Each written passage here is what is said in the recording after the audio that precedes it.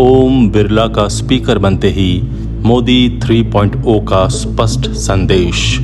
सरकार जैसे चलती थी वैसे ही चलेगी, ना कोई दबाव ना छेड़छाड़। नमस्कार, आजाद सिपाही विशेष में आपका स्वागत है। मैं हूं राकेश सिंह। भाजपा सांसद और एनडीए के उम्मीदवार ओम बिरला लोकसभा के अध्यक्ष चुन लिए गए हैं। प्रधानमंत्री नरेंद्र मोदी ने उनके नाम का प्रस्ताव रखा। केंद्रीय मंत्री अमित शाह, राजनाथ सिंह समेत कई दिग्गजों ने इस प्रस्ताव का समर्थन किया। विपक्ष की ओर से के सुरेश के नाम का प्रस्ताव रखा गया था। भाजपा ने ओम बिरला को स्पीकर बनाने का फैसला करके साफ कर दिया कि सरकार जैसे पहले चलती थी वैसे ही अब भी चलेगी। वहीं कांग्रेस ने अपना कैंडिडेट उतारकर साबित करने की कोशिश की कि विपक्ष अब कमजोर नहीं है। ओम बिरला को ध्वनि मत से लोकसभा अध्यक्ष चुना गया। वह दूसरी बार इस उत्तरदायित्व को संभाल रहे हैं। 5वीं बार ऐसा होगा कि कोई अध्यक्ष एक लोकसभा से अधिक कार्यकाल तक इस पद पर आसीन रहेगा। इसके अलावा एक तथ्य यह भी है कि कांग्रेस नेता बलराम जाखड़ एकमात्र ऐसे पीठासीन अधिकारी रहे हैं जिन्होंने 7वीं और 8वीं लोकसभा में 2 कार्यकाल पूरे किए हैं। इसके अलावा आज तक किसी ने भी इस आसन पर 2 कार्यकाल पूरे नहीं किए हैं। जब बिरला ने अध्यक्षीय आसन ग्रहण किया तो पीएम मोदी, राहुल गांधी और रिजिजू ने उन्हें बधाई और शुभकामना दी। ओम बिरला को आसन तक ले जाने के लिए पीएम मोदी और संसदीय कार्य मंत्री किरेन रिजिजू के साथ नेता प्रतिपक्ष राहुल गांधी भी साथ आए। आखिर भाजपा ने फिर से ओम बिरला पर दाव खेलकर क्या संदेश देने की कोशिश की है, बता रहे हैं आजाद सिपाही के विशेष संवाददाता राकेश सिंह। लोकसभा सत्र की शुरुआत हुए 2 ही दिन हुए थे कि सत्ता पक्ष और विपक्ष आमने सामने आ गए। मामला लोकसभा स्पीकर के पद को लेकर था। डिप्टी स्पीकर का पद मांग रहे विपक्ष ने सहमति न बनने पर लोकसभा स्पीकर के लिए के सुरेश को प्रत्याशी बना दिया। वहीं एनडीए की तरफ से ओम बिरला प्रत्याशी थे। 26 जून को ध्वनि मत से ओम बिरला स्पीकर चुन लिए गए। इसके लिए वोटिंग की नौबत नहीं आई।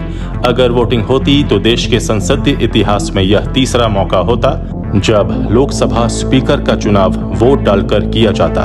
भारत के संसदीय इतिहास में इससे पहले लोकसभा स्पीकर के चुनाव के लिए सिर्फ 2 बार ही वोटिंग हुई है। 1952 में पहले आम चुनाव के बाद लोकसभा स्पीकर पद के लिए चुनाव हुआ था। प्रधानमंत्री नेहरू ने जीवी मालवंकर के नाम का प्रस्ताव रखा था। 16 सांसदों वाली सीपीआई ने उनके खिलाफ अलग उम्मीदवार खड़ा कर दिया। दूसरी बार इमरजेंसी के बाद 1976 में स्पीकर पद के लिए चुनाव हुआ था। वहीं कुर्सी संभालते ही ओम बिरला ने 18वीं लोकसभा के पहले सत्र को संबोधित किया। उन्होंने प्रधानमंत्री नरेंद्र मोदी और सदन के सभी सदस्यों का धन्यवाद किया, साथ ही आपातकाल की निंदा की। इस दौरान विपक्ष ने जमकर हंगामा किया। भाजपा ने ओम बिरला का नाम इसलिए भी आगे किया ताकि राजनीतिक स्थिरता बनी रहे। प्रधानमंत्री ने बड़े पोर्टफोलियो जैसे गृह मंत्री, रक्षा मंत्री नहीं बदले हैं। राष्ट्रीय सुरक्षा सलाहकार और प्रिंसिपल सेक्रेटरी तक नहीं बदले। अब स्पीकर भी वही होगा। पीएम मोदी देश दुनिया को मैसेज देना चाहते हैं कि मोदी सरकार 3.0 पहले की तरह ही चल रही है। उस पर कोई फर्क नहीं पड़ा है। यानी मोदी उसी ताकत के साथ सरकार चलाएंगे जैसा कि वह पहले चलाते रहे हैं। यह मैसेज भाजपा के पॉइंट ऑफ व्यू से बहुत अच्छा है। मोदी सरकार ने यह भी मैसेज दे दिया है कि यह सरकार किसी के दबाव में काम नहीं करेगी। यह किसी भी सरकार के लिए सही भी है, क्योंकि सभी का अपना विजन होता है और उस प्रोसेस में जरा से भी दखल अंदाजी लक्ष्य को कमजोर करती है। अगर एक बार सरकार बन गई और भरोसा हासिल हो गया तो उसे काम करने देना चाहिए। ओम बिरला मोदी के टीम की अहम कड़ी हैं। उनके कार्यकाल में मोदी सरकार ने कई अहम फैसले भी लिए। ओम बिरला सबसे सक्रिय सांसदों में रहे हैं। वह स्पीकर के रूप में कड़े फैसले लेने के लिए भी जाने जाते रहे हैं। राजस्थान की कोटा लोकसभा सीट से लगातार 3 बार सांसद बनने वाले और राजस्थान में 3 बार विधायक भी रह चुके ओम बिरला बीजेपी नेतृत्व की पहली पसंद बन गए हैं। लोकसभा चुनाव का परिणाम आने और मंत्रिमंडल के गठन के बाद लोकसभा अध्यक्ष के लिए कई नाम चर्चा में आए, लेकिन ओम बिरला का नाम टॉप पर रहा। पार्टी के शीर्ष नेतृत्व ने कई पूर्व मंत्रियों को फिर से कैबिनेट में स्थान दिया था। उससे यह साफ हो गया था कि ओम बिरला को लोकसभा अध्यक्ष की कुर्सी फिर से मिलने वाली है। इसकी बड़ी वजह यह भी थी कि बिरला के कामकाज से भाजपा नेतृत्व पूरी तरह से संतुष्ट था। पिछले 5 साल में सदन में कभी ऐसी नौबत नहीं आई जब सत्ता पक्ष को स्पीकर की वजह से झुकना पड़ा हो। ओम बिरला भाजयुमो के राष्ट्रीय अध्यक्ष भी रहे। बतौर सांसद पहले कार्यकाल में 86% उपस्थिति के साथ 671 प्रश्न और 163 बहसों में भागीदारी की थी। 2019 में दूसरी बार सांसद बनने पर लोकसभा अध्यक्ष बनाया गया। ओम बिरला के कार्यकाल में ही नए संसद भवन का निर्माण हुआ। उनके कार्यकाल में ही 3 आपराधिक कानून, अनुच्छेद 370 को हटाने, नागरिकता संशोधन अधिनियम समेत कई ऐतिहासिक कानून भी पारित हुए। स्पीकर का विशेषाधिकार सदन में चर्चा के दौरान एजेंडा तय करने, बहस के लिए मौका देने से लेकर दल बदल कानून में फैसला देने तक स्पीकर के पास विशेषाधिकार होता है। जानकारों की माने तो सदन में स्पीकर का फैसला ही आखिर और सर्वमान्य होता है। अगर स्पीकर फैसला करे कि कार्यवाही का कोई हिस्सा रिकॉर्ड में नहीं जाएगा तो वह नहीं जाता है। स्पीकर के फैसले को कोर्ट में चुनौती नहीं दी जा सकती है। दल बदल कानून के मामले में भी स्पीकर ही फैसला करते हैं। हालांकि उस वक्त वे ट्रिब्यूनल की तरफ फैसला करते हैं और ऐसे मामले में फैसले को अदालत में चुनौती दी जा सकती है।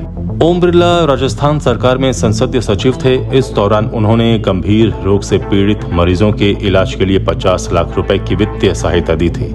इतना ही नहीं, उन्होंने 2004 की बाढ़ के दौरान भी पीड़ितों को जमकर मदद की।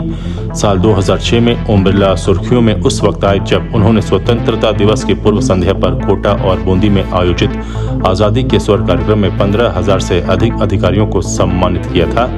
एक और वाकया बड़ा हाईलाइट हुआ था जब साल 2023 में राहुल गांधी लोकसभा में बोल रहे थे। उन्होंने प्रधानमंत्री नरेंद्र मोदी और अडानी को मित्र बताते हुए पीएम मोदी पर निशाना साधा था।